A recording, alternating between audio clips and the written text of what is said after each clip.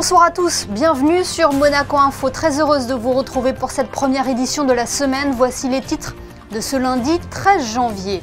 Éveiller les papilles des plus jeunes en leur faisant découvrir les règles d'une alimentation équilibrée. Tel est le but de la journée du goût et des saveurs. Elle a été organisée aujourd'hui en présence du prince Albert II, du chef Joël Garreau et des élèves de la principauté. Reportage à suivre dans quelques instants. Puis nous vous emmènerons dans les coulisses de la cuisine centrale du collège Charles III. Vous le verrez, la restauration scolaire demande une organisation exigeante. Elle répond aussi à de nombreux enjeux. Il porte le nom d'un prince qui a engagé Monaco dans la voie du sport. Le Stade Louis II fête ses 40 ans cette année. Nous évoquerons cet anniversaire et bien plus encore avec le directeur du stade, Sylvie Bertrand. Le Stade Louis II, l'antre de l'AS Monaco, le club de la Principauté se déplace à Reims demain pour les 16e de finale de Coupe de France, alors qu'il vient d'accueillir une nouvelle recrue, l'attaquant danois Mika Biereth. Nous ouvrons donc ce journal avec la journée du goût et des saveurs. Cette opération permet aux plus jeunes d'éduquer leur palais et de s'initier à une alimentation saine et de saison. Fabien Bonilla et Lionel Bernardi ont assisté ce matin au lancement de cette 27e édition. Des élèves de CE1 et CE2 des différents établissements scolaires de la Principauté se sont retrouvés ce lundi matin à 8 h dans la salle Belle Époque de l'hôtel Hermitage pour participer à la présentation de cette journée sous l'égide de l'association Monaco Goût et Saveurs. Un petit déjeuner en présence du prince Albert II et des différents représentants des institutions monégasques. Cette année, 2 produits bien particuliers sont mis en avant, le chou rouge et la grenade. La semaine du goût, c'est un moment où on désigne par exemple des aliments et ces aliments, pendant une certaine semaine, ils sont dégustés. C'est génial ça. Et là, qu'est-ce que vous allez déguster? La grenade et le chou rouge. Ça te plaît ça à la base? Pas vraiment, mais on fait avec ce qu'on a. Et à mon avis, tu risques d'être surpris, non? Oui, un peu. C'est un défi quand même pour les élèves, le chou, la grenade, ils ne connaissent pas. Donc c'est d'abord une façon de découvrir un produit et après surtout d'être au contact de grands chefs, apprendre comment on travaille, certaines rigueurs. Il y a à la fois un grand plaisir à apprendre à manger, parce que manger ça s'apprend. Donc apprendre à manger, apprendre à déguster, voir comment on travaille. Et le contact avec les chefs et les élèves de l'école du lycée Régnier III, c'est magnifique. Donc il y a tout qui se mélange dans un projet pédagogique pour moi qui est extraordinaire. Lors de la présentation de cette journée du goût, des élèves du lycée Régnier III et des grands chefs de Monaco étaient présents.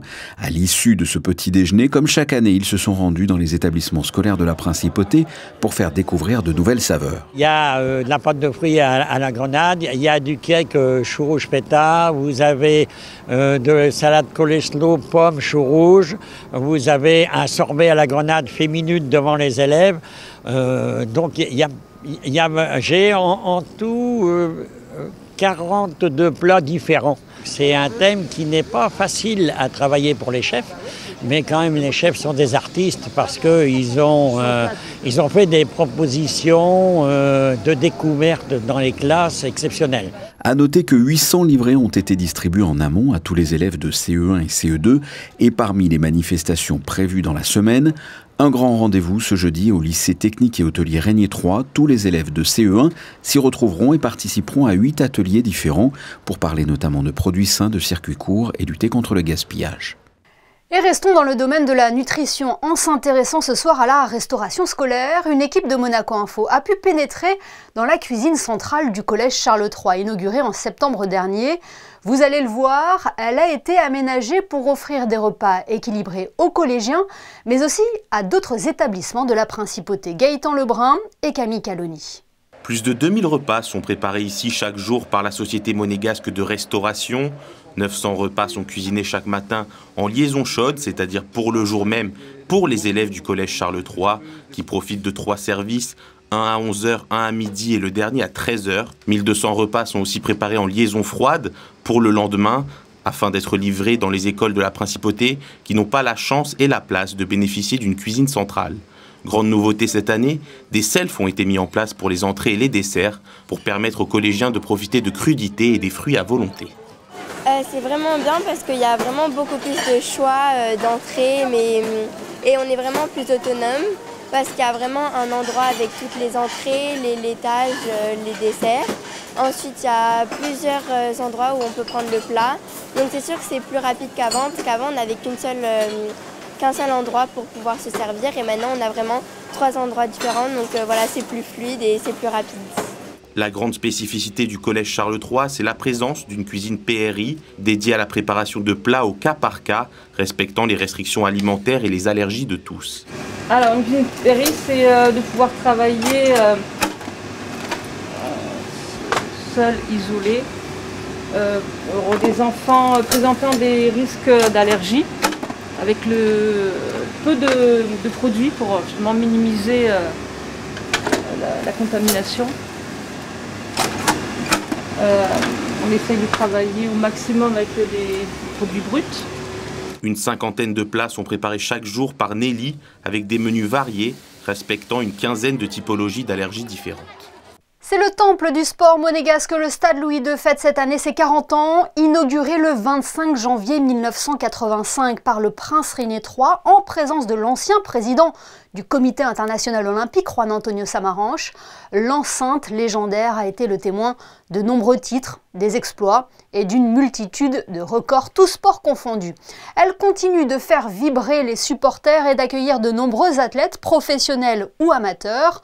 Pour parler des 40 ans du stade Louis II, son directeur Sylvie Bertrand est en duplex avec nous. Bonsoir. Bonsoir Émilie Rousseau. Que représente cet anniversaire pour vous, Sylvie ? Cet anniversaire, c'est 40 ans d'un bâtiment emblématique de Monaco. C'est 2025, c'est une année charnière, puisque c'est en 2025 que nous allons débuter les très gros travaux d'envergure, qu'on appelle les travaux de restructuration, et qui vont aboutir dans quelques années à changer la physionomie même du bâtiment. On va évoquer dans quelques instants ces grands travaux. Il y avait déjà un stade Louis II à l'époque, il était également situé à Fontvieille. Qu'est-ce qui fait que l'enceinte où vous vous trouvez actuellement est si particulière ? Eh bien, c'est un stade qui a été conçu, imaginé et supervisé par le prince Régnier III. Il est complètement intégré dans le nouveau quartier de Fontvieille. Son architecture a été voulue en style provençal pour s'intégrer au mieux dans le quartier. Et c'est surtout un bâtiment qui est polyvalent, puisque nous y faisons bien évidemment du sport. Nous accueillons toutes sortes de manifestations, mais nous accueillons également des niveaux de parking, nous accueillons des bureaux commerciaux, nous sommes très très polyvalents. Ouais, ce n'est pas seulement qu'un terrain de football ou une piste d'athlétisme. Contrairement à ce qu'on pourrait croire. Vous mentionniez à juste titre la modernisation du stade Louis II. Quand vont débuter ces travaux ?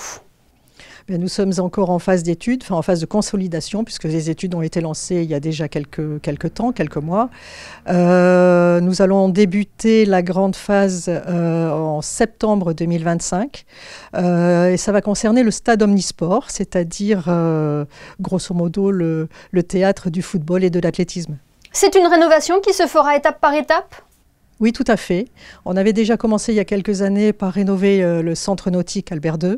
Et là, nous nous attaquons au stade omnisport avec, je sens que vous brûlez de me poser la question, le changement des sièges. Ah, c'est vrai que ça a toujours fait débat. Hein.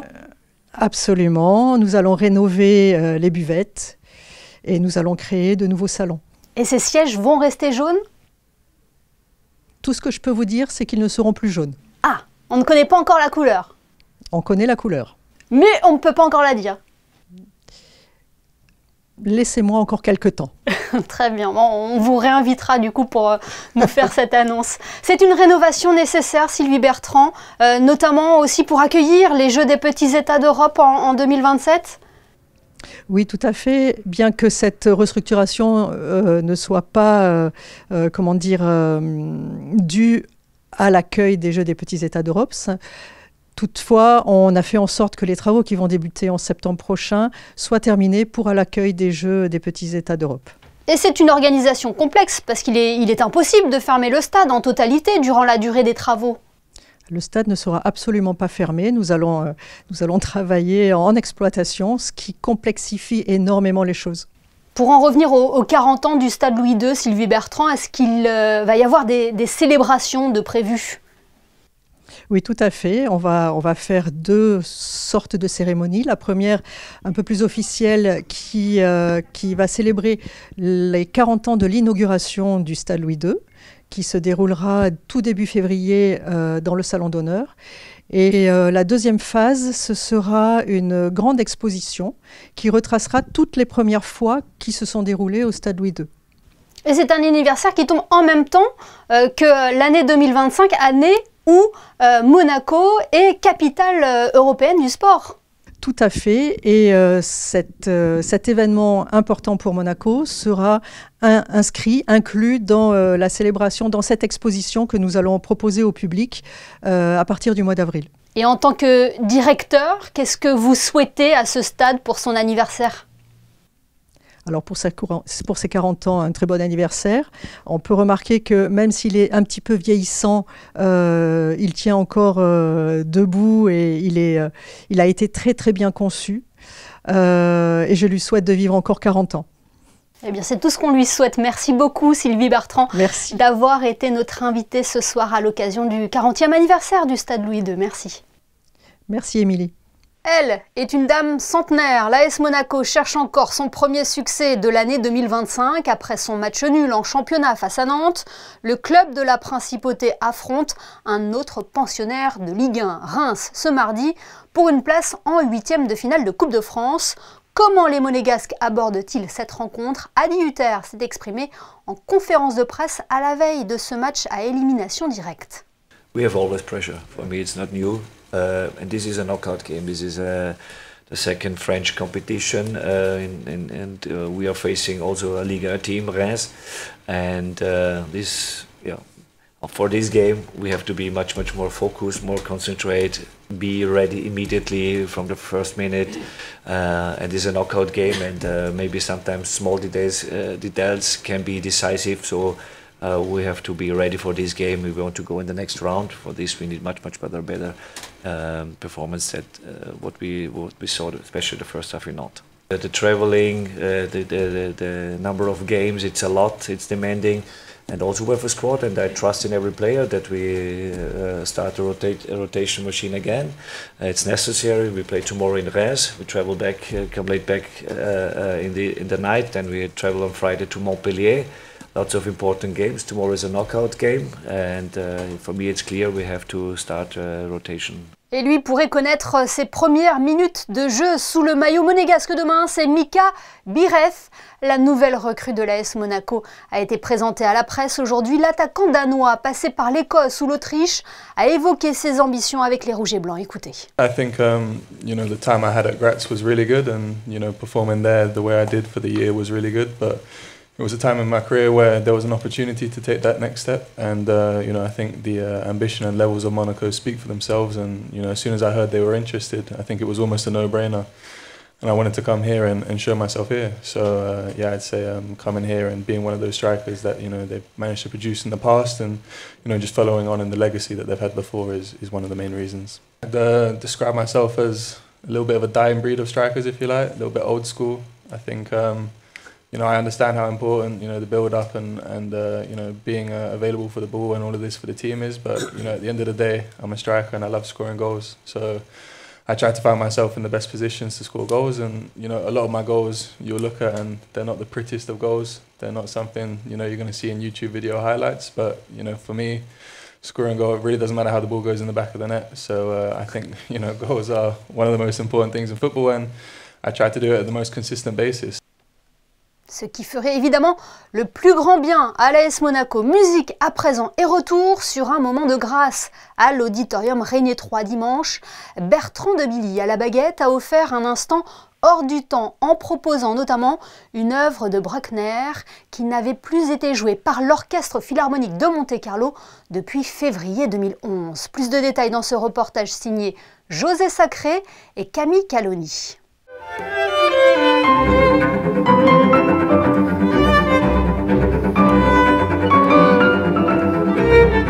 Quel magnifique concert nous a offert l'Orchestre Philharmonique de Monte-Carlo ce dimanche 12 janvier à l'Auditorium Régnier 3. Et quel programme! D'abord, le triple concerto de Beethoven avec en soliste le trio Zelia.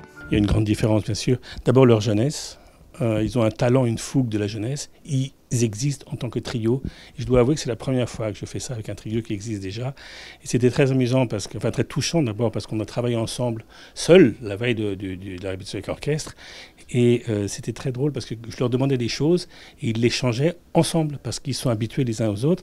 Donc ils se répondaient tout de suite. C'était vraiment, c'est quelque chose d'incroyable. Chacun amène sa personnalité, mais ils existent en tant que trio, en tant qu'instrument, j'allais dire, en tant qu'unicité.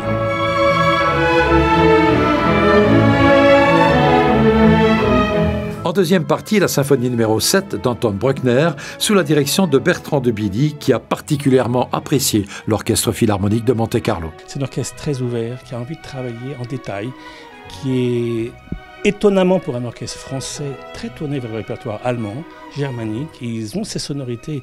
Trouver un quatuor, enfin des cuivres qui sonnaient comme aujourd'hui dans un orchestre français, c'est assez rare. Et ils sont très ouverts, très concentrés. Et on a passé une merveilleuse semaine.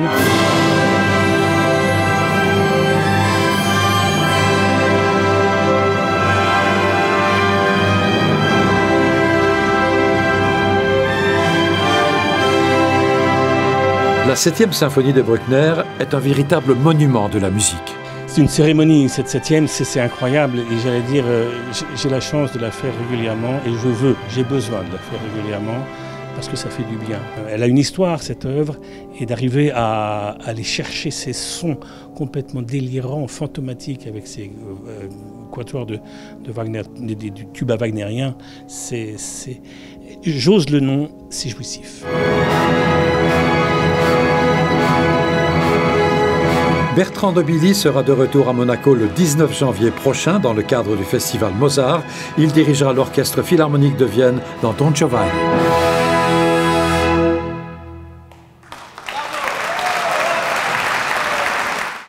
L'actualité, c'est également le championnat d'Europe féminin de partie rapide et blitz organisé ce week-end par la Fédération monégasque des échecs. 140 joueuses de 26 pays, les meilleures du continent, se sont opposées pour remporter le titre tant convoité. Un record pour la compétition. La championne d'Europe cette année s'appelle Anna Ouchenina, une Ukrainienne de 39 ans, ancienne championne du monde d'échecs. La première monégasque, Tatiana Dornbush, se classe 52e. L'ensemble des participantes a été félicité par Lionel Beffre, ministre de l'Intérieur, présent lors de la cérémonie de remise des prix. Coup de projecteur à présent sur la Fédération monégasque motonautique. Tout au long de l'année, elle soutient ses représentants dans des compétitions internationales et œuvre pour développer cette activité qui ne cesse d'évoluer. Son président depuis près de 40 ans, Gianfranco Rossi, est notre invité ce soir pour faire le bilan de l'année écoulée et évoquer les grandes dates à venir. Bonsoir Gianfranco Rossi. Bonsoir. Comment résumer tout d'abord l'année 2024 pour votre fédération? C'était une très bonne année parce qu'on a eu quand même un champion du monde et des placements par les autres catégories. Champion du monde pour la classe offshore. Combien de représentants monégasques ont été en compétition cette année? Disons que nous, on a 7 concurrents en diverses catégories, donc offshore, inshore et jet ski. Et est-ce que pour vous, les résultats de l'année 2024 reflètent l'engagement de la Fédération monégasque motonautique tout au long de l'année? C'est très satisfaisant vu la concurrence qu'il y a et les moyens que nous avons. Et les disciplines sont différentes, on l'a entendu, elles sont tout aussi spectaculaires. Hein. C'est assez spectaculaire, oui. En plus, depuis cette année, nous avons les bateaux électriques il y a eu une manifestation à Monaco où nous avons normalement cette année, 2025, peut-être 3 pilotes. Une femme et 2 hommes. Des bateaux électriques, ce sont des disciplines qui évoluent d'année en année. Hein. C'est une nouvelle formule, c'est des bateaux avec des foils et qui font des compétitions dans le monde entier. Ça, c'est une nouvelle formule qui a été créée l'année dernière pour la première fois. Est-ce que le nombre de représentants monégasques dans ces différents championnats illustre l'engagement de la fédération monégasque de motonautique tout au long de l'année? On a un pilote de nationalité monégasque, oui, qui court dans la section des jet skis. Des autres, c'est des diverses nationalités résidant à Monaco. L'UIM est à Monaco grâce à la Fédération monégasque motonautique. Dans les années 86, je crois, la fédération, l'UIM, la Fédération mondiale du motonautisme, était basée en Belgique. Et c'est grâce à notre fédération qu'elle a été ramenée à Monaco. Et je crois savoir que le prince Albert II en est le président d'honneur. Exactement, le prince est bien le président d'honneur de l'UIM. Et maintenant, qu'attendez-vous de l'année 2025, Gianfranco Rossi? Je crois qu'il y a des bons projets en cours. On attend des confirmations parce que le calendrier n'est pas encore fixé, mais je pense qu'il y a des très bons projets pour l'avenir. Mais d'ores et déjà, on sait qu'il y aura 2 nouveaux pilotes dans ce championnat du monde de E1 Series. Oui. Il y a un nouveau pilote qui doit faire les tests cette fin de semaine pour être admis. Donc, on le saura bientôt. Et de qui s'agit-il? Il s'agit de M. Nocher. Eh bien, merci beaucoup, Gianfranco Rossi, d'avoir été notre invité ce soir sur Monaco Info. On le rappelle, vous êtes le président de la Fédération monégasque motonautique. Merci. Merci à vous. Place à présent à un nouveau numéro de Ceux qui font Monaco et nous retrouvons pour cela celle qui incarne cette rubrique, Chrisinda Petit-Ommel. Chrisinda, vous êtes ce soir du côté de la Condamine. Et aujourd'hui, dans Ceux qui font Monaco, nous vous proposons de vous faire découvrir une toute nouvelle adresse située place d'Armes et née d'une très jolie histoire familiale. Le Café Mailly s'apprête à faire des ravages à Monaco et vous allez voir pourquoi.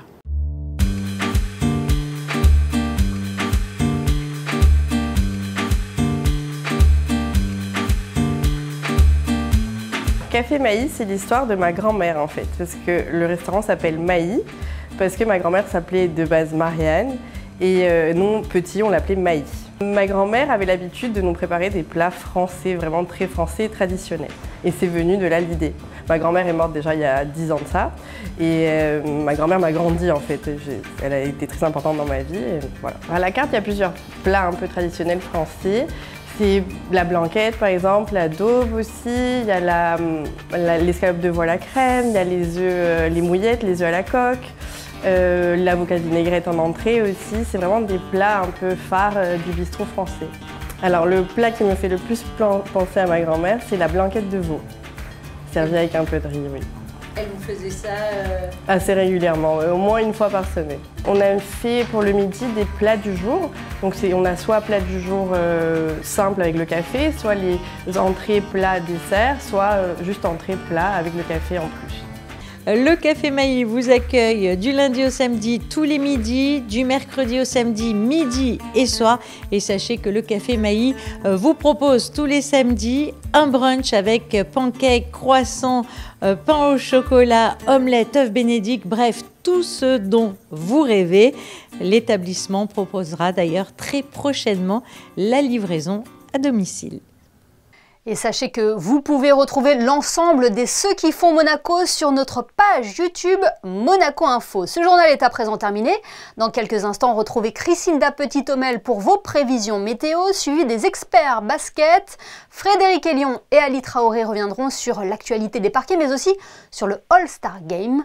Les photos de fin de JT ce soir sont signées Manuel Vitali et mettent en valeur le fabuleux concert de l'Orchestre Philharmonique de Monte-Carlo. Passez une excellente soirée. Et à demain, 19 h, pour un nouveau JT sur Monaco Info.